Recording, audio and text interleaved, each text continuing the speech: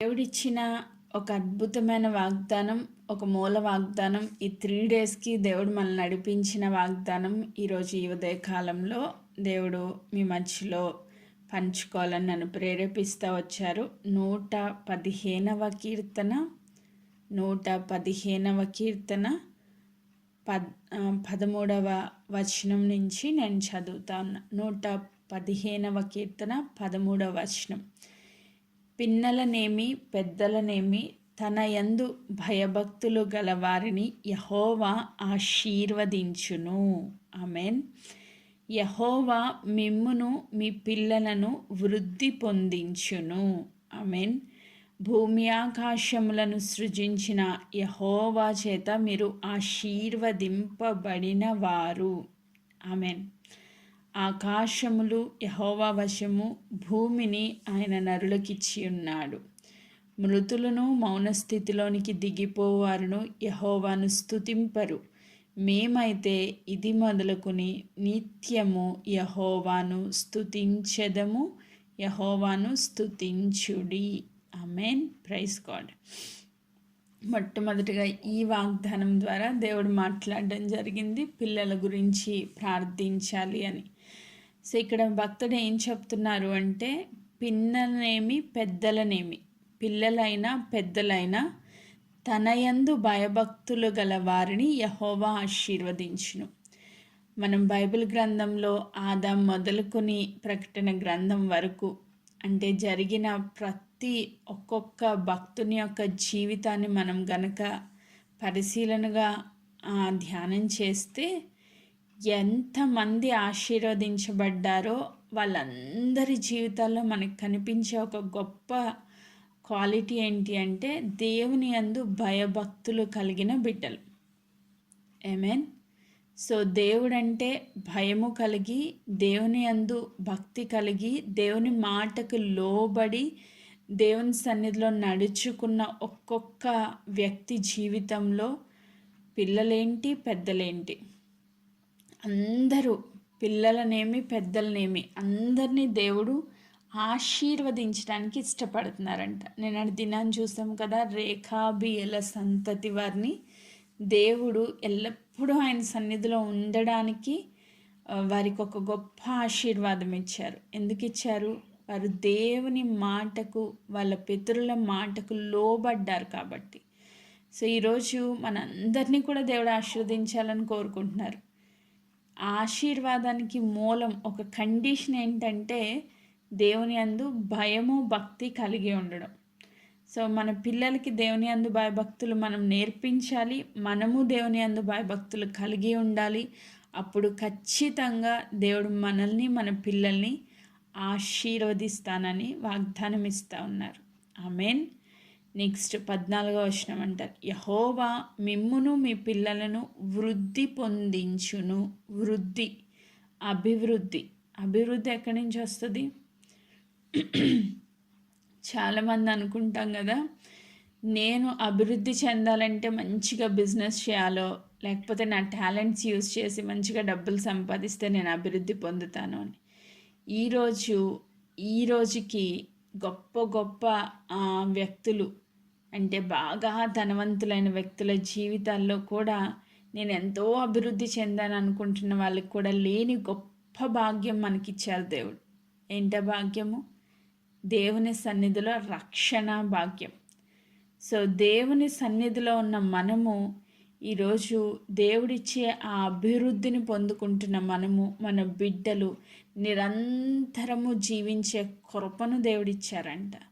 128వ కీర్తనలో కూడా మనం చూస్తే ఆ కుటుంబం, ఆశీర్వదించబడిన కుటుంబము మొదటి వచనంలో యెహోవా యందు భయభక్తులు గలవారు ఇలాగూ ఆశీర్వదించబడుదురు, ఇలాగూ వర్ధిల్లుదురు అని ఉంటుంది.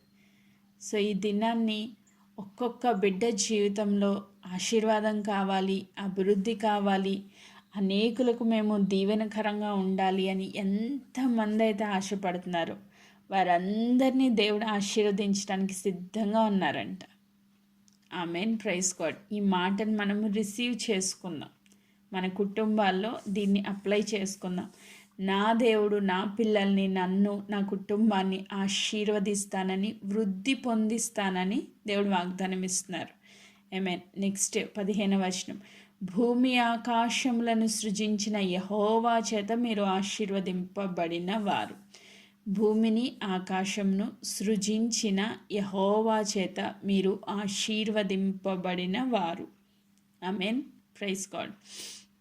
ఈరోజు బ్యాంక్ బ్యాలెన్స్ లేకపోవచ్చు, పరిస్థితులన్నీ డిఫరెంట్గా ఉండొచ్చు, నీకు సహాయం చేసే వాళ్ళు ఎవ్వరూ లేకపోవచ్చు, నీ భర్త లేకపోవచ్చు, నీ తల్లిదండ్రులు లేకపోవచ్చు, ఎవ్వరు లేకపోవచ్చు, కానీ నీకు తోడుగా నిన్ను ఆశీర్వదించడానికి దేవుడిస్తున్న గొప్ప వాగ్దానం ఏంటంటే, భూమి ఆకాశములను సృజించిన యెహోవా చేత నీవు ఆశీర్వదింపబడినదాను. అంటే దేవుడు భూమిని ఆకాశాన్ని చేశారు. ఆ రెండు మనకి కనబడుతున్నాయి కదా, మన కంటికి సాక్ష్యాలుగా భూమి కనబడుతుంది, ఆకాశం కనబడుతుంది. ఆ రెండింటిని సృజించిన యెహోవా మనకి తోడై ఉంటే ఈ లోకంలో తల్లిదండ్రులు లేకపోయినా, భర్త విడిచిపెట్టినా, ఒకవేళ లేకపోయినా, పిల్లలు లేకపోయినా, అసలు ఎవరూ లేకపోయినా హ్యాపీగా బతికేయచ్చు. ఆమేన్. దేవుడు నీకు తోడై ఉంటే, ఆశీర్వదించే దేవుడు నీ యొద్ద ఉంటే, నువ్వు అనేకులకు ఆశీర్వాదకరంగా ఉంటావు. నాకు వీళ్ళు లేరు, వాళ్ళు లేరు, సపోర్ట్ లేదు కాదు, నువ్వే 10 మందికి సహాయం చేసే స్థితిలో ఉంటావు, నువ్వే ఇంకొకరికి అప్పిచ్చే స్థితిలో ఉంటావు, నువ్వే ఇంకొకరికి ఆశీర్వాదకరంగా ఉంటావు. కాబట్టి ఖచ్చితంగా యెహోవా చేత ఆశీర్వదించబడిన బిడ్డలుగా ఈ దినాన్ని మనము ఉన్నాము అని నమ్మాలి.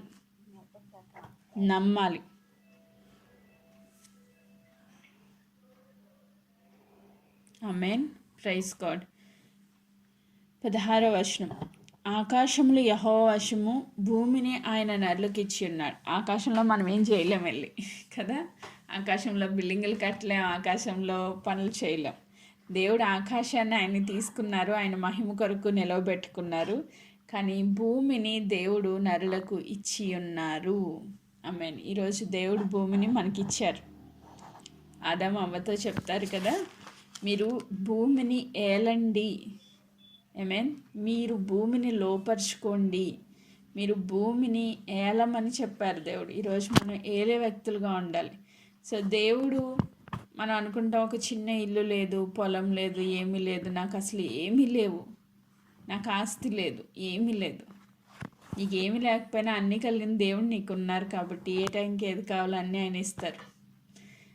మన తండ్రి అయిన దేవుని దగ్గర అన్నీ ఉన్నాయంట. నీ తండ్రి దగ్గరికి నువ్వు వెళ్ళి అడిగితే ఎవరా? నీకు లేనిది నీ తండ్రి ఇస్తాడా లేదా అనేది నీకు నమ్మకం ఉంటే, నీకు ప్రేమ కలిగిన తండ్రి నువ్వు కలిగి ఉన్నావని విశ్వాసం ఉంచితే, ఎప్పుడు ఏది అవసరమైన దేవుని సన్నిధికి వెళ్ళి అడిగితే ఖచ్చితంగా ఆ టైంకి నీకు ఏది కావాలో అది దేవుడు చేసే దేవుడు.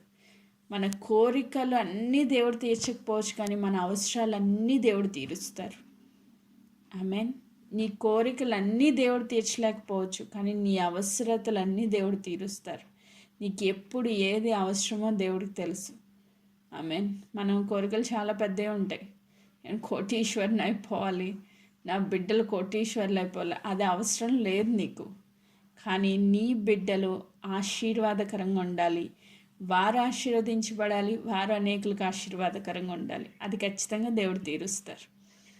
ఆమేన్. Praise God. ఈరోజు భూమిని ఆయన నరులకు ఇచ్చి ఉన్నాడు, భూమిని ఆయన నాకు ఇచ్చి ఉన్నాడు. భూమిని ఏలే వ్యక్తిగా నేను ఉండాలి, భూమి మీద అభివృద్ధి పొందాలని దేవుని చిత్తం, భూమి మీద నేను ఆశీర్వదించబడాలని దేవుని చిత్తం, నా బిడ్డల ఆశీర్వాదకరంగా ఉండాలని దేవుని చిత్తం. కాబట్టి ఖచ్చితంగా దేవుడు నన్ను ఆశీర్వదిస్తారు. ఎప్పుడు ఏది నాకు అవసరమో అది దేవుడు నాకు ఇస్తారు అని మనం విశ్వాసంతో దీన్ని రిసీవ్ చేసుకోవాలి. ఈరోజుకి స్టిల్ ఆశీర్వదించే దేవుడు ఉన్నాడు కనుకనే మనము ఈరోజుకి సజీవులుగా, క్షేమంగా, ఆరోగ్యంగా దేవుని సన్నిధిలో ఉన్నాం. దాన్ని ఎంత బలంగా మీరు విశ్వసిస్తే మీరు అంత సంతోషంగా ఉంటారు. చింత అనేది మీలో ఉండదు. ఆమేన్. చింత పోవడానికి ఒక బెస్ట్ మెడిసిన్ ఏంటంటే, దేవుని చేత ఆశీర్వదించబడిన బిడ్డను నేను అని మీరు నమ్మితే, దేవుని చేత ఆశీర్వదించబడిన కుటుంబం మా కుటుంబం అని నమ్మితే, ఈరోజు నుంచి చింతలన్నీ వెళ్ళిపోవాలి. డబ్బు విషయంలో, ఆరోగ్యం విషయంలో, కుటుంబ పరిస్థితుల విషయంలో, ఏ విషయంలో చింతించొద్దు. ఎందుకంటే దేవుడు మనల్ని ఆశీర్వదించారు. ఆమేన్, ప్రైజ్ గాడ్. దీన్ని ఆత్మలో రిసీవ్ చేసుకోండి. ఇంకా అంటారు, మృతులు మౌన స్థితిలోకి దిగిపోయిన వారు యెహోవాను స్తుతింపరు, మేమైతే ఇది మొదలుకొని నిత్యము యెహోవాను స్తుతించెదము, యెహోవాను స్తుతించుడి. నిత్యము దేవుని స్తుతించే కుటుంబంలో కరువు అనేది ఉండదు. నేను 100% ఇది చెప్పగలను. నిత్యము దేవుని యందు భయభక్తులు కలిగి దేవుణ్ణి స్తుతించే వారి కుటుంబాలలో కరువు ఉండదు, దేవుని ఆశీర్వాదమే ఉంటుంది. ఆమెన్. సో అందుకే ఒక సీక్రెట్ అన్నమాట ఇది. మేము దేవుని నిత్యము స్తుతిస్తాము, అందరూ దేవుని స్తుతించండి అని భక్తుడు చెప్తున్నాడు.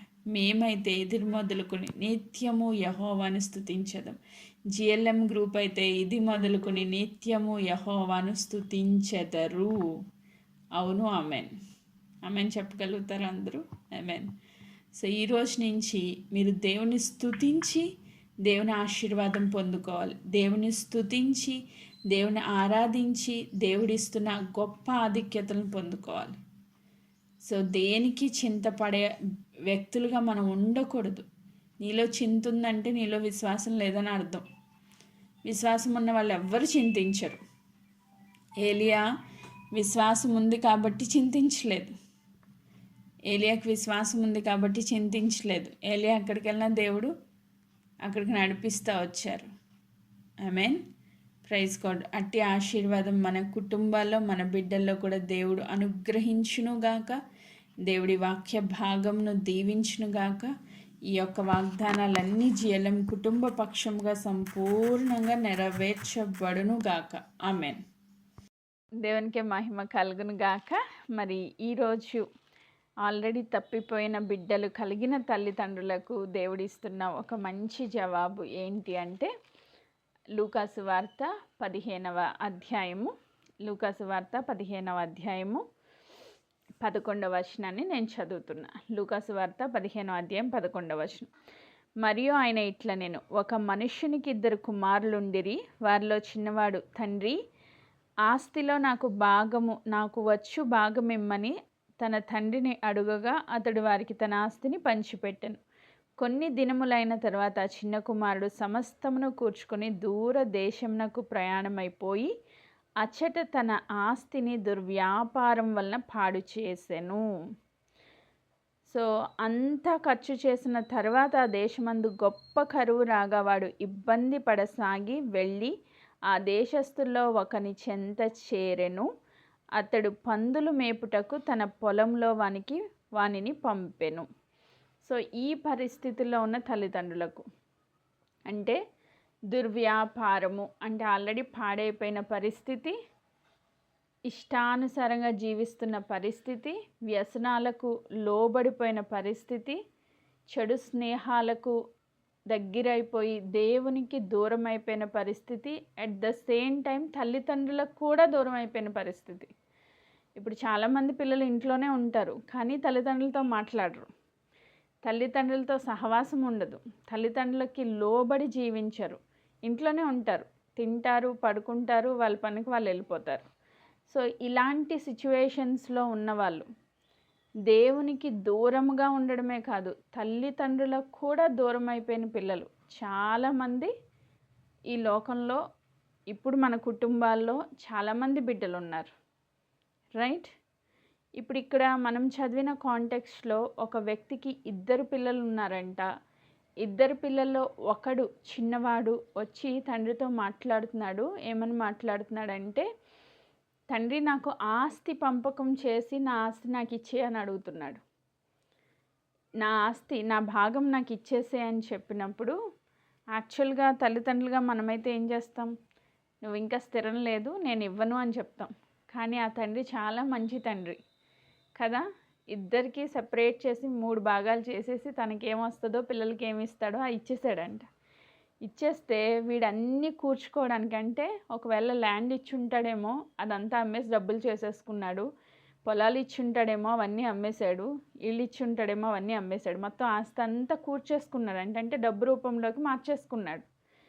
అంతా మార్చేసుకుని తండ్రిని విడిచిపెట్టి వెళ్ళిపోయాడు. వాడికి కృతజ్ఞత లేదు, తండ్రి మీద ప్రేమ లేదు, దేవుని మీద భయం లేదు. సో ఏమీ లేని పరిస్థితుల్లో దేవునికి దూరంగా వెళ్ళిపోయాడు, తండ్రికి కూడా దూరంగా వెళ్ళిపోయాడు. సో ఈ పరిస్థితుల్లో చాలామంది బిడ్డలు ఈరోజు మన కుటుంబాల్లో కూడా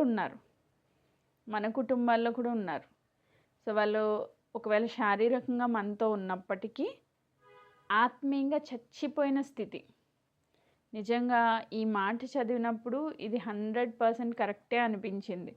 ఆ కుమారుడు మళ్ళీ తిరిగి వచ్చినప్పుడు తండ్రి చెప్పిన మాట 24వ వచనం, ఈ నా కుమారుడు చనిపోయి మరలా బ్రతికెను, తప్పిపోయి దొరికెనని చెప్పాను. అంటే వాడు ఎలాంటి స్థితికి వెళ్ళిపోయాడంట? చచ్చిపోయిన స్థితిలోకి వెళ్ళిపోయాడంట. ఆత్మీయంగా చచ్చిపోయాడు, మానసికంగా చచ్చిపోయాడు, శారీరకంగా చచ్చిపోయాడు, ఆర్థికంగా కూడా చచ్చిపోయాడు అనమాట. సో అన్ని విధాలుగా చనిపోయిన పరిస్థితిలోకి వెళ్ళిపోయాడు. సో మొత్తం ఖర్చు పెట్టేశాడు, పాపంతో తన్ని నింపేసుకున్నాడు, తన జీవితాన్ని నాశనం చేసేసుకున్నాడు, సమస్తము కోల్పోయాడు. సో ఈరోజు వాడికి ఇన్ని జరిగిపోయిన తర్వాత వాడికి తండ్రి ఇల్లు గుర్తొచ్చిందంట. ఈ మాట చదివినప్పుడు మనకి మరొకసారి నిరీక్షణ కలుగజేస్తుంది. ఒకసారి ఆ మాట చదువుతున్నాను చూడండి. 16వ వచనం, వాడు పందులు తిను పొట్టుతో తన కడుపు నింపుకొన ఆశ పడెను గాని ఎవడును వానికి ఏమీయూ ఇయ్యలేదు. అయితే బుద్ధి వచ్చినప్పుడు వాడు నా తండ్రి యొద్ద ఎంతోమంది కూలివాండ్రకు అన్నము సమృద్ధిగా ఉన్నది, నేనైతే ఇక్కడ ఆకలితో చచ్చిపోవచ్చున్నాను. నేను లేచి నా తండ్రి యొద్దకు వెళ్ళి, తండ్రి, నేను పరలోకమునకు విరోధంగా నీ ఎదుట పాపము చేసి తిని ఇక మీద నీ కుమారుడని అనిపించుకొనుటకు యోగ్యుడను కాను, నన్ను నీ కూలివానిలో ఒకనిగా పెట్టుకొనమని అతనితో చెప్పుదును అనుకొని లేచి తండ్రి యొద్దకు వచ్చాను. ఈ మాట చదివినప్పుడు పరిశుద్ధాత్మ దేవుడు నాతో మాట్లాడిన మాట ఏంటంటే, వాడు ఎంత భయంకరమైన పరిస్థితికి వెళ్ళిపోయినా వాడికి బుద్ధి వచ్చే ఒక సమయం దేవుడిస్తారు. ఆమేన్. ఎందుకు దేవుడిస్తారు అంటే, ఇక్కడ తండ్రి నిరీక్షణతో ఎదురు చూస్తున్నాడు కాబట్టి. ఈరోజు తల్లిగా తండ్రిగా మనము ఆ బిడ్డల కొరకు నిరీక్షణ కలిగి ప్రార్థన చేస్తే, ఒకవేళ తప్పిపోయిన బిడ్డే అయి ఉండక్కర్లేదు. నీ భర్త తప్పిపోయాడా, నీ ఇంట్లో వాళ్ళు తప్పిపోయారా, నీ ఇంట్లో వాళ్ళు చచ్చిన స్థితిలో ఉన్నారా, ఒకవేళ నీ పిల్లలే చచ్చిపోయిన స్థితిలో ఉన్నారా, శారీరకంగా వాళ్ళు బ్రతుకున్నప్పటికీ ఆత్మీయంగా చచ్చిన స్థితిలో ఉంటే ఈరోజు దేవుడు మనతో మాట్లాడుతున్నారు. వాళ్ళ కొరకు నువ్వు చేసే ఈ ప్రార్థన ఒక దినాన్ని వాడికి బుద్ధి వచ్చేటట్లుగా దేవుడు చేస్తారు. ఆమేన్. Praise God. బుద్ధి వచ్చినప్పుడు తండ్రి ఇల్లు గుర్తొచ్చిందంట. చాలామంది ఆ క్రిస్టియన్ హిస్టరీలో మనం చదివితే తప్పిపోయిన బిడ్డల గురించి తల్లిదండ్రులు చేసిన ప్రార్థన ఫలము వారి కన్నీటి ప్రార్థనలో కొట్టుకొచ్చిన కొల్లలుగా ఉన్న టెస్టిమనీస్ ఉన్నాయి. సో ఎన్నో టెస్టిమనీస్ మనం వినొచ్చు, చూడొచ్చు. మరి అన్నీ పంచుకోవడానికి మనకి సమయం లేదు. కానీ ఈరోజు ఒక నిరీక్షణ కలిగి, ఎస్, నా బిడ్డలు ఆల్రెడీ తప్పిపోయారు, ఆల్రెడీ పాడైపోయారు, ఆల్రెడీ దుర్వ్యసనాల్లో పడిపోయారు, త్రాగుడికి ఎడిక్ట్ అయిపోయారు, లేదా చెడు స్నేహాల్లో పడిపోయారు, ప్రేమల్లో పడిపోయారు, దేవునికి దూరం అయిపోయారు, నాకు దూరం అయిపోయారు అని బాధపడుతున్న వాళ్ళందరికీ దేవుడిచ్చే నిరీక్షణ ఏంటంటే, నీవు చేసే కన్నీటి ప్రార్థన ఒక దినాన్ని వాడికి బుద్ధి వచ్చి మళ్ళా తిరిగి నీ దగ్గరికి వచ్చేటట్లుగా దేవుడు చేయగల సమర్థుడు. ఎందుకు ఈ మాట చెప్తున్నానంటే, పైనే మనం చదివితే 15th చాప్టర్లోనే తప్పిపోయిన ఒక గొర్రె గురించి దేవుడు వెతుక్కుంటూ వెళ్ళారంట. 100 గొర్రెల్లో ఒక్క గొర్రె తప్పిపోతే దాన్ని దేవుడు విడిచిపెట్టేలేదు, వెతుక్కుంటూ వెళ్ళారంట. రెండవది, ఆ గొర్రె దొరికినప్పుడు ఆయన భుజాల మీద వేసుకుని సంతోషంగా వస్తున్నారు. దాన్ని దేనికి లింక్ చేశారంటే, ఒక్క పాపి మారు మనసు పొందినప్పుడు ఆ పాపి విషయమై పరలోకంలో సంతోషం కలుగుతుంది అని చెప్పారు. గొర్రె ఈజ్ ఈక్వల్స్ టు పాపి. ఆమేన్. ఈరోజు పాపంలో ఉన్న బిడ్డలకి దేవుడిస్తున్న గొప్ప నిరీక్షణ ఏంటంటే, దేవుడు వాళ్ళని వెతుకుతున్నారు. ఆయన వాళ్ళలో కార్యం చేసేటట్లుగా నువ్వు చేసే ఈ కన్నీటి ప్రార్థన, నువ్వు చేసే ఉపవాస ప్రార్థన ఒక దినాన్ని వాళ్ళకి బుద్ధి వచ్చి మళ్ళా దేవుని తట్టు తిరిగేటట్లుగా చేయడానికి దేవుడు శక్తివంతుడు, సమర్థుడు. ఆమెన్. ఇంకొక ఎగ్జాంపుల్ అక్కడ దేవుడు యేసుక్రీస్తు ప్రభువే చెప్తున్నారు. 10 నాణాల్లో ఒక నాణం పోగొట్టుకుంటే అది దొరికే వరకు వెతికిందంట. ఆమేన్. Praise God. అలా దొరికే వరకు వెతికిన నాణెం గురించి, తప్పిపోయిన గొర్రె గురించి చెప్తూ దేవుడి చిన్న కుమారుని గురించి చెప్పారు. అంటే ఏంటి దాని మీనింగు? సో ఖచ్చితంగా ఆ పోయిన నాణెం దొరికింది, నెక్స్ట్ పోయిన గొర్రె దొరికింది, పోయిన చిన్న కుమారుడు కూడా దొరికాడు. అంటే పోయిన నీ కుమారుడు కూడా దొరుకుతాడు. ఆమేన్. Praise God. ఈరోజు మనం ఈ విషయంలో విశ్వాసం పెట్టుకోవాలి. ఈ తండ్రి చెప్తున్నాడు 24వ వచనం, ఈ నా కుమారుడు చనిపోయి మరలా బ్రతికెను, తప్పిపోయి దొరికెనని చెప్పాను. అంతటా వారు సంతోషపడసాగిరి. అంతవరకు ఆ తండ్రి జీవితంలో దుఃఖం. ఉన్నది 2 బిడ్డలు. ఆ 2 బిడ్డల్లో ఒకడు ఎక్కడికి పోయాడో తెలియదు, వాడు బ్రతికాడో తెలీదు, నిజంగా చచ్చిపోయాడో తెలీదు, అసలు వాడి పరిస్థితి ఏంటో తెలియదు, ఏమీ తెలియదు. కానీ తండ్రి మాత్రం నిరీక్షణతో ఎదురు చూస్తున్నాడంట. ఆడు తిరిగి వచ్చినప్పుడు, ఏరా ఎందుకు ఇలాంటి తప్పు చేసావు, ఎందుకు ఇలాంటి దౌర్భాగ్య స్థితికి వచ్చావని ఏం అడగలా. ఎందుకంటే ఆయన దొరకడమే ఈ తండ్రికి గొప్ప భాగ్యంలా అనిపించిందంట. ఈరోజు తప్పిపోయిన స్థితిలో ఉన్న బిడ్డల గురించి వాళ్ళ పాపాలను గుర్తు చేసుకుని ఏడ్చే పరిస్థితి వద్దు. కానీ దేవా మళ్ళా ఆ బిడ్డను నా దగ్గరికి చేర్చండి, ఆ బిడ్డని బట్టి నిన్ను స్తుతించే దినాన్ని నాకు ఇవ్వండి అని మనం ప్రార్థన చేయాలి. ఐ మీన్ ఒక్కొక్కళ్ళు బాగుపడ్డ తర్వాత కూడా పాపాలు ఎత్తి తిడతా ఉంటాం. మనుషులుగా మనం చేసే మిస్టేక్ ఏంటంటే, ఒకప్పుడు నువ్వు ఇలాంటి పనులు చేసావురా అని చెప్పి గుర్తు చేసి మరీ తిడతాం. కానీ అలాంటి స్వభావం మనలో ఉండకూడదు. సో వాడు ఒక్కసారి రిపెంట్ అయ్యాడు, పాపం చేశానని ఒప్పుకున్నాడు, పశ్చాత్తాపడ్డాడు, ఇంకా బస్ అయిపోయింది.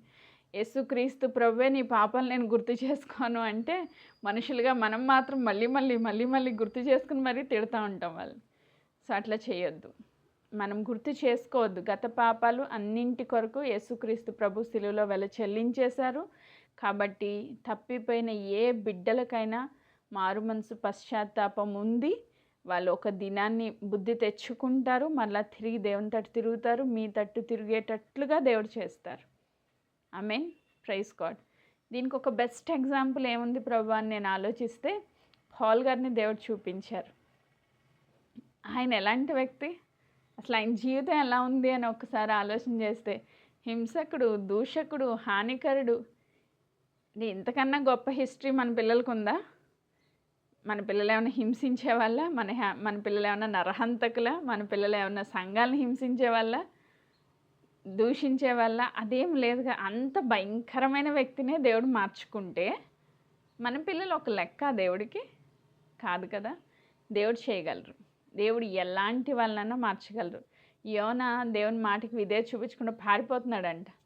దేవుడు సముద్ర అడుగు భాగానికి తీసుకెళ్ళి బుద్ధి వచ్చేటట్లుగా చేసి మళ్ళీ బయటికి తీసుకొచ్చారు. అంటే దేవుడు ఎక్కడి నుంచైనా, ఒక మంచి పాట ఉంటుంది, నువ్వు ఎక్కడికి వెళ్ళినా ప్రభువా నాతో ఉన్నావు, పాతాళానికి వెళ్ళినా ఉన్నావు, పరలోకానికి వెళ్ళినా ఉన్నావు, ఈ భూమి మీద ఉన్నావు, ఎక్కడున్నా నాతో ఉన్నావు, నన్ను ఎక్కడ విడిచిపెట్టవు. నువ్వు దేవుని చిత్తంలోంచి జారిపోతే కనుక ఖచ్చితంగా మళ్ళీ దేవుడు పట్టుకొని తీసుకురాగలిగిన సర్వశక్తిమంతుడు. ఆమేన్. Praise God. ఈరోజు ఇలా తప్పిపోయిన బిడ్డలతో సఫర్ అవుతున్న తల్లిదండ్రులందరికీ దేవుడిస్తున్న వాగ్దానం, ఖచ్చితంగా ఒక దినాన్ని ఆ తండ్రి సంతోషించిన రీతిగా మనం కూడా సంతోషించేటట్లుగా మన ప్రార్థనల ద్వారా తప్పిపోయిన ప్రతి కుమారుడు తిరిగి బ్రతుకును గాక. ఆమేన్. Praise God. నెక్స్ట్ ఒక చిన్న సాక్ష్యం, నేను విన్న సాక్ష్యాన్ని ఎందుకో దేవుడు బాగా భారం ఇచ్చారు ఈ విషయంలో, పంచుకోవాలని ఆశపడుతున్నాను. సుజానా వెస్లీ అందరికీ చాలామందికి తెలిసే ఉండొచ్చు.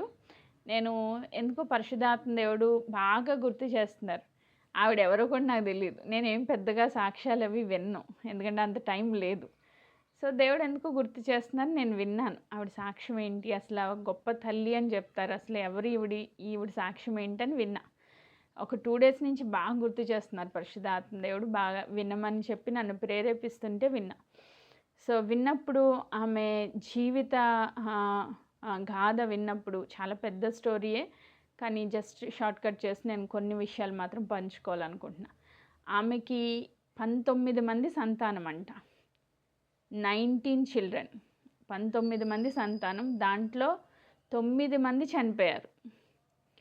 కవల పిల్లలు కూడా 4 అనుకుంటా, 4 కవల పిల్లలు ఉన్నారు. దాంట్లో పుట్టిన వెంటనే కొన్ని నెలలకే 9 మంది పిల్లలు చనిపోయారంట. అయితే 10 మంది బ్రతికారు. 10 మంది పిల్లల్ని పెంచిన గొప్ప తల్లి. భర్త సపోర్ట్ లేదు. వాళ్ళ ఇంటి చుట్టూ భయంకరమైన సమస్యలు. 2 సార్లు భర్తను బట్టి, వాళ్ళకున్న పరిస్థితులను బట్టి వాళ్ళ ఇల్లు కాల్చేశారంట. అక్కడున్న వాళ్ళు 2 సార్లు తనున్న ఇల్లు కారిపోయింది. చాలా పేదరికం, భయంకరమైన పేదరికంలో బ్రతికింది ఆమె. కానీ 10 మంది పిల్లల్ని కూడా అద్భుతంగా పెంచిందంట. నిజంగా ఆమె గురించి ఆ బయోగ్రఫీ వింటూ ఉంటే నాకు చాలా సంతోషంగా అనిపించింది. ఈరోజు మనకు అన్ని బర్డెన్స్ లేవు. ఆమె 10 మంది పిల్లలతో రోజుకొక పిల్లాడితో గంట గడిపేదంట. అలా ఒక్కొక్క పిల్లాడితో ఒక్కొక్క గంట, 10 రోజులకి 10 మంది పిల్లలతో ఒక్కొక్క గంట గడిపేదంట.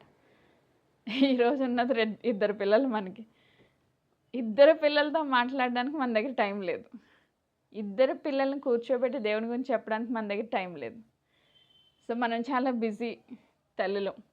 మరి ఆమె 10 మంది పిల్లలతో షెడ్యూల్ వేసుకుని, ఒక టైం టేబుల్ వేసుకుని, వాళ్ళకి స్కూల్ ఈమె చెప్పేదంట. వాళ్ళని పెంచే విధానంలో ఒక గొప్ప ఆదర్శమైన తల్లిగా 16 రూల్స్ పెట్టింది ఆమె పిల్లలకి. 16 రూల్స్. నేను అవి గ్రూప్లో అప్లోడ్ చేస్తాను. చాలా మంచిగా అనిపించినాయి నాకు. సో అందుకే తల్లులందరికీ ఉపయోగపడతాయని అనిపించింది. ఇప్పుడు ప్రొజెక్ట్ చేసి చెప్దాం అనుకున్నా కానీ సమయం సరిపోదని నేను ఇప్పుడు చెప్పడం లేదు, కానీ నేను గ్రూప్లో పెడతాను, తర్వాత మీరు చూడండి. పిల్లలందరూ ఉదయకాలమే లేచి ప్రార్థన చేయకుండా ఎవరితో మాట్లాడకూడదు. ఈవినింగ్ అందరూ కలిసి కుటుంబారాధన చేసుకోవాలి. ఖచ్చితంగా ఆడపిల్లలు చదువుకోవాలి. చదువుకున్న తర్వాతే పని చేయాలి. అంటే అప్పట్లో చదువులు లేవు కాబట్టి. కానీ ఆమె చదువు చెప్పేదంట ఇంట్లో. తర్వాత కొన్ని చర్చ్లో ఉన్న విభేదాలను బట్టి చర్చ్కి వెళ్ళని పరిస్థితి వస్తే ఆమె ఇంట్లోనే ఆరాధన మొదలుపెట్టిందంట. ఆ 10 మంది పిల్లల్ని కూర్చోబెట్టి ఆమె పాట పాడి వాక్యం చెప్పి ఇంట్లోనే సంఘాన్ని స్టార్ట్ చేసింది. ఆ విషయం ఇంటి చుట్టుపక్కల వాళ్ళందరికీ తెలిసి, అమ్మ మేము కూడా రావచ్చా అని అడిగి 200 మంది ఆమె ఇంటికి వచ్చి చర్చ్ నడిపించేవాళ్ళంట. అంటే ఆమె నడిపించే చర్చ్కి 200 మంది దేవుడు నడిపించారండి. అంటే ఒక తల్లి తన బిడ్డల్ని ట్రైన్ చేయడానికి స్టార్ట్ చేసిన చర్చ్ అందరికీ చర్చ్ అయిపోయిందనమాట. ఆమేన్, ప్రైజ్ గాడ్. సో నాకు చాలా సంతోషంగా అనిపించింది. ఆమె కనన బిడ్డల్లో 10 మందిలో 2 దేశాన్ని శాసించగలిగే అంత క్రైస్తవ్యంలో ఒక గొప్ప పాస్టర్స్గా మార్చబడ్డారు. దేశాన్ని శాసించేంత. జాన్ వెస్లీ అనే వ్యక్తి గురించి చదువుతుంటే నాకు అంత టైం లేక కంప్లీట్గా వినలేదు, కానీ 10 లక్షల మందికి సువార్త చెప్పాడంట ఆయన. ఇంకా అంటే వాళ్ళు వేసిన ఎస్టిమేషన్స్తో 10 లక్షల మంది. ఒక తల్లి చేసిన ట్రైనింగు ఆ బిడ్డ 10 లక్షల మందికి సువార్త చెప్పే అంత స్థితిలోనికి ఆ బిడ్డను నడిపించింది ఒక తల్లి. మరి మనం ఏ స్థితిలో ఉన్నాం? నేను ఆలోచన చేస్తూ ఉంటే, ప్రభువా, ఇంత ఆమె ఒక పూట తింటే ఒక పూట తినకుండా ఎన్నో ఆర్థిక ఇబ్బందులు, భర్త విడిచిపెట్టేశాడు, ఏ విధమైన సపోర్ట్ లేదు, వ్యవసాయం చేసేదంట ఆమె పిల్లల్ని పోషించుకోవడానికి. సో 10 మందికి చదువు చెప్పుకొని 10 మందితో సమయం గడిపి, అన్నింటికన్నా ముఖ్యంగా ప్రతిరోజు 2 గంటలు పర్సనల్ వర్షిప్ టైం, తన పర్సనల్ వ్యక్తిగత ఆరాధన సమయం 2 గంటలు పెట్టుకునేదంట. సో మనం ఇంకా ఆశ్చర్యపోయే విషయం ఏంటంటే, ఆ 10 మందిని పెంచే ఇల్లు చాలా చిన్నది. మేబీ 1 or 2 రూమ్స్ ఉన్నట్టున్నాయి. ఆమెకు ప్రార్థన చేసుకోవడానికి కూడా గది లేదు. మరి ఏం చేసేది అంటే, ఒక టేబుల్ వేసుకునేదంట, ఒక చైర్ పెట్టుకునేది, ఎప్పుడు అక్కడే కూర్చునేది, ఎప్పుడు ముసుగేసుకునేది. ఇప్పుడు ఈ పిల్లలందరికీ సైన్ ఏంటంటే, వాళ్ళ మమ్మీ వెళ్ళి ముసుగేసిందంటే ఆమె ప్రేయర్లో ఉంది, ఆమెను డిస్టర్బ్ చేయకూడదు, గొడవ చేయకూడదు అని నేర్పించింది ఆ పిల్లలకి. ఆ 2 hours ఆమె లేచేంత వరకు పిల్లలు ఏం అల్లరి చేయకుండా సైలెంట్గా ఉండేవాళ్ళంట. ఇప్పుడు మనకి దేవుడు ఎన్ని ఫెసిలిటీస్ ఇచ్చారో, ఫుల్గా రూమ్స్, పిల్లలు స్కూల్కి వెళ్ళిపోయాక ఫుల్ ఖాళీ, పనమ్మాయిలు వచ్చి పనులు చేసుకుని పోతున్నారు, అన్నీ ఈజీగా అయిపోతున్నాయి, బోల్డ్ సమయం ఉంది. కానీ ఎక్కడ మనం దేవుడితో సమయం గడుపుతున్నాం? అంత జ్ఞానంతో 10 మందిని ఏక చేతితో పెంచింది అంటే, మళ్ళీ కష్టపడుతూ పని చేసుకుంటూ పెంచింది అంటే ఆ తల్లి ఎంత గొప్ప త్యాగమూర్తి. ఈరోజు మనకందరికీ ఒక గొప్ప ఆదర్శంగా 16 రూల్స్ నేను పెడతాను, ఆ 16 సూత్రాలు ఆ బిడ్డలు ఖచ్చితంగా పాటించాల్సినవి అవన్నీ, లేకపోతే ఊరుకునేది కాదంట. సో అలా పెంచిన పిల్లలు ఈరోజు దేశానికి ఆశీర్వాదకరంగా మార్చబడ్డారు, ప్రపంచాలకు ఆశీర్వాదకరంగా మార్చబడ్డారు. స్టిల్ ఈరోజుకి ఆయన పరిచర్య గురించి మనం చెప్పుకుంటున్నాం. అయితే మన పిల్లల్ని మనం ఎలా పెంచుతున్నాం? మేబీ ఇక్కడున్న వాళ్ళు విశ్వాసంతో పెంచితే మన పిల్లలు మన దేశానికి ఆశీర్వాదకరంగా మార్చబడచ్చు, కాదని ఎవరు చెప్పగలం? దేవునికి గొప్ప గొప్ప ఉద్దేశాలు ఉన్నాయి మన బిడ్డల పట్ల, గొప్ప గొప్ప ఉద్దేశాలు ఉన్నాయి. సో ఆ ఉద్దేశాలు సఫలీకృతం అవ్వాలి అంటే ముందు మనం ట్రైన్ అవ్వాలి. మనం ట్రైన్ అయితేనే వాళ్ళని ట్రైన్ చేయగలం. సో తల్లులుగా మనకి విశ్వాసం ఉంటేనే మన బిడ్డలకి నేర్పించగలం. తల్లులుగా మనకి వాక్య జ్ఞానం ఉంటేనే వాళ్ళకి వాక్యం బోధించగలం. తల్లులుగా మనం జ్ఞానవంతులం అయితేనే మన ఇల్లు కట్టుకోగలం. సో ఈరోజు నిజంగా ఒక సుజానా వెస్లీ లాగా, లేక మన బైబిల్ గ్రంథంలో ఉన్న తల్లులు, చాలామంది తల్లులు ఉన్నారు. నేను నియర్లీ ఒక 10 మెంబర్స్ గురించి రాశాను, కానీ ఇప్పుడు చెప్పేంత సమయం లేదు. ఒక మరియా చిన్న వయసులోనే దేవునికి సమర్పించుకున్న గొప్ప తల్లి, యేసుక్రీస్తు ప్రభువుని పెంచిన తల్లి. ఒక ఎలిజబెత్ ముసలి వయసులో ఇంకా లేదు, ఇంక పుట్టరు అనుకున్న స్థితిలో అద్భుతము జరిగింది తన జీవితంలో. దాన్ని ఆమె నమ్మింది. జకర్యా నమ్మలేదు, కానీ ఎలిజబెత్ నమ్మింది. ఆమెన్. అద్భుతాల్ని నమ్మి స్వతంత్రించుకున్న తల్లి. అలాగే ఒక రూత్ అన్యురాలు, కానీ దేవుని విశ్వసించిన కారణాన్ని బట్టి ఆమె దేవుని జీనియాలజీలోకి వచ్చిన ఒక ధన్యురాలుగా మార్చబడింది. శారా 25 సంవత్సరాలు తన భర్తతో పాటు ఎదురు చూసి వాగ్దానాన్ని స్వతంత్రించుకున్న తల్లి. సో చాలామంది తల్లులు ఇలా మనకి ఒక ఆదర్శంగా దేవుడు పెట్టారు. హన్న ప్రార్థనాపూర్వకంగా తన కుమారుని సమర్పించిన తల్లి. ఆమేన్. సో ఈ రీతిగా మనం చూస్తే యెకోబెత్ తన కుమారుని పెంచడంలో జ్ఞానము కలిగి ఆ బిడ్డను కాపాడడంలో, ఒక ప్రణాళికతో పెంచడంలో సక్సెస్ అయిన తల్లి మోషే తల్లి. సో సంసోను తల్లి, తను కూడా చాలా రిస్ట్రిక్షన్స్ మధ్యలో దేవుని కొరకు ఒక ఉత్తమమైన బిడ్డని, ఒక న్యాయాధిపతిని కనడంలో పెంచడంలో సక్సెస్ అయిన తల్లి. ఇలా చాలామంది తల్లులు మనకి, అకుల్లా, ప్రిస్కిల్లా, ఒక తిమోతి తల్లి అమ్మమ్మ, వాళ్ళు కూడా మనకు ఆదర్శవంతులే. విశ్వాసంతో బిడ్డను పెంచడంలో వాళ్ళు సక్సెస్ అయ్యారు. సో ఈ రీతిగా చాలా సక్సెస్ స్టోరీస్ మనం చదువుతాం బైబిల్ గ్రంథంలో. అయితే అవన్నీ చదివేసి అవును ప్రభా నిజమే అని ఊరుకోవడం కాదు ఈరోజు మన పట్ల దేవుని ఉద్దేశం. మన బిడ్డల విషయంలో మనం సక్సెస్ అవ్వాలి, అది దేవుని ఉద్దేశం. కనుకనే ఈ ఫాస్టింగ్ ప్రేయర్స్.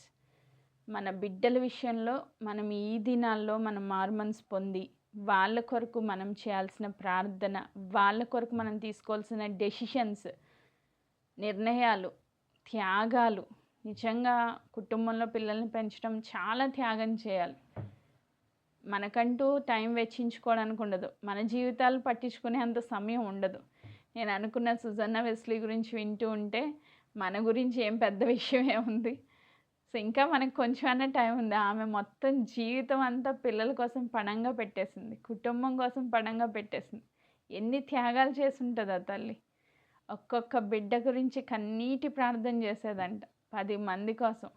ఈరోజు ఉన్న 2 బిడ్డల కోసం కన్నీటి ప్రార్థన చేయలేకపోతున్నాం. రోజు ఒక బిడ్డతో 1 గంట మాట్లాడేదండి, ఏమని, వాళ్ళ ఆత్మీయ స్థితి గురించి. సో ఎలా మనం మాట్లాడుతున్నామా, మన పిల్లల్ని కూర్చోబెడుతున్నామా, మన పిల్లలతో ప్రార్థన చేపిస్తున్నామా, మన పిల్లలకి వాక్యం బోధిస్తున్నామా అంటే ఏమీ చేయట్లేదు మనం. కానీ ఈరోజు మనకి పరిశుద్ధాత్మ దేవుడు చెప్తున్న మాట, మన బిడ్డలు రేపటి దినాన్ని వాళ్ళు సక్సెస్ చూడాలి అంటే, వాళ్ళని బట్టి మనం సంతోషించాలంటే, ఈ దినాన్ని మనము త్యాగం చేసిన తల్లులుగా, జ్ఞానం కలిగిన తల్లులుగా, వాళ్ళని ట్రైన్ చేసే తల్లులుగా మార్చబడాలి. ఆమేన్. అట్టి కృపను దేవుడు, పరిశుద్ధాత్మ దేవుడు ఖచ్చితంగా ఇస్తానని వాగ్దానం ఇస్తూ ఉన్నారు. ఫైనల్గా ఈరోజు ఉదయకాలం కూడా ఒక మంచి వాగ్దానం చెప్పడం జరిగింది. అది కూడా నేను అప్లోడ్ చేస్తాను, వినండి. అండ్ ఫైనల్గా, ఏంటి ప్రభా మా బిడ్డల పట్ల మీ ఉద్దేశం, మరి ముగింపులో ఏ వాగ్దానంతో ముగించాలనుకుంటున్నారని నేను ప్రార్థన చేస్తూ వచ్చినప్పుడు దేవుడు నాకు గుర్తు చేసిన ఒక వాగ్దానము, అది కూడా చదువుకుని మనం ముగించుకుందాం. లూకాసు వార్త 2వ అధ్యాయం, లూకాసు వార్త 2వ అధ్యాయము 40వ వచనం.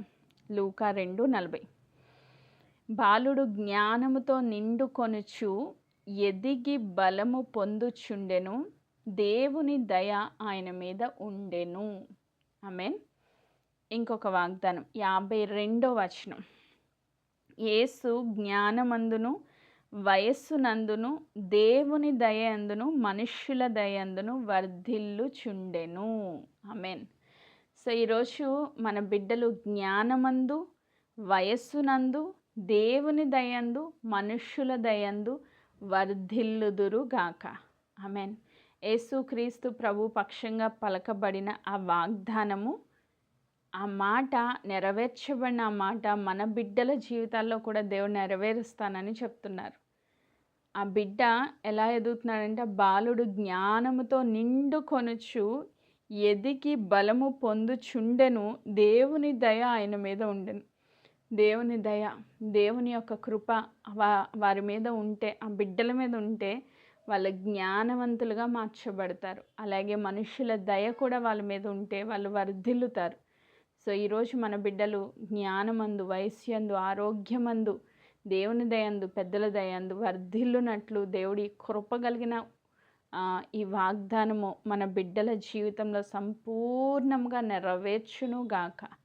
ఆమేన్. Praise God. ఈ వాగ్దానంతో పాటు ఇంకొక మాట కూడా దేవుడు నాకు జ్ఞాపకం చేస్తూ వచ్చారు. ఇదే లూకాసు వార్త 1వ అధ్యాయము 80వ వచనం. శిశువు ఎదిగి ఆత్మయందు బలము పొంది ఇశ్రాయేలీనకు ప్రత్యక్షమగు దినం వరకు అరణ్యములో ఉండెను. ఇది బాప్తిస్మిచ్చి యోహాను పక్షంగా పలకబడిన మాట. సో యోహాను, బాప్తిస్మిచ్చి యోహాను అంటే యేసుక్రీస్తు ప్రభు అంటే దేవునికి బిడ్డ కదా, పరిశుద్ధాత్మతో నిండుకొని వ్యక్తి కదా, ఆయన మనుషుడు కాదు కదా అని కొంతమందికి డౌట్ రావచ్చు. మరి బాప్తిస్మిచ్చి యోహాను అయితే మనిషే, ఇద్దరు మనుషులకు పుట్టిన బిడ్డే, స్త్రీలు కనిన వారిలో గొప్పవాడంట. సో ఎవ్వరూ ఈ వాగ్దానాన్ని పొందుకోలేదు, కానీ ఎలిజబెత్ ఈ వాగ్దానాన్ని పొందుకుంది. స్త్రీలు కనిన వారిలో గొప్పవాడు ఎవరైనా ఉన్నారంటే బాప్తిస్మిచ్చి యోహాను. సో ఆ యోహాను గురించి రాయబడిన మాట ఇదే లూకాసు వార్త 7వ అధ్యాయము 28వ వచనాన్ని నేను చదువుతున్నా. 7:28. స్త్రీలు కనిన వారిలో యోహాను కంటే గొప్పవాడెవడునూ లేడు, అయినను, గొప్పవాడెవడు లేడు అయినను దేవుని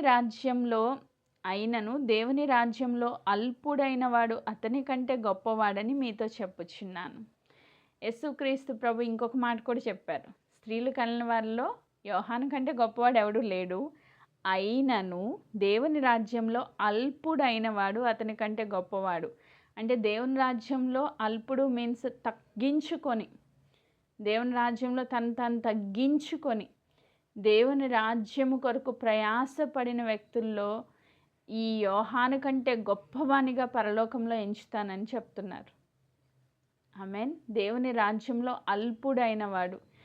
చాలామంది అనుకుంటారు కదా, నా బిడ్డకి ఏం తెలుసు, ఆ బిడ్డకి అంత జ్ఞానం లేదు, లేకపోతే నాకంత జ్ఞానం లేదు, నేను అల్పురాల్ని, నేను అయోగ్యురాల్ని, నాకు ఏ జ్ఞానం లేదు, నాకేం తెలుసు అని దేవుడు వాడుకుంటారు అని ఈరోజు అనుకుంటున్నారేమో. నీవు అంటే నిన్ను నువ్వు తగ్గించుకొని దేవుని చిత్తానికి అప్పగించుకున్న నీవు పరలోక రాజ్యంలో యోహాను కంటే గొప్పదానివంట. ఆమేన్. నీ బిడ్డలు యోహాను కంటే గొప్పవాళ్ళంట. ఇది ఇంకా అల్టిమేట్ వాగ్దానం అన్నమాట. సో నిజంగా మనం రిసీవ్ చేసుకుంటే మన పిల్లలకి ఏం తెలియాల్సిన అవసరం లేదు. దేవునికి లోబడి తగ్గించుకుని ఉంటే వ్యక్తులైతే చాలు, యోహాను కంటే గొప్ప వాళ్ళగా దేవుడు మారుస్తానంటున్నారు. ఈరోజు జ్ఞానంలో ఆరోగ్యములో, వయస్సులో మన బిడ్డలు వర్ధిల్లి యోహాను కంటే గొప్పవాళ్ళుగా స్థిరపరచబడాలని కోరుకుంటూ ఈ మాటలు నేను ముగిస్తున్నాను. దేవుడి వాగ్దానములను మన బిడ్డల పక్షంగా సంపూర్ణముగా నెరవేర్చును గాక. ఆమెన్.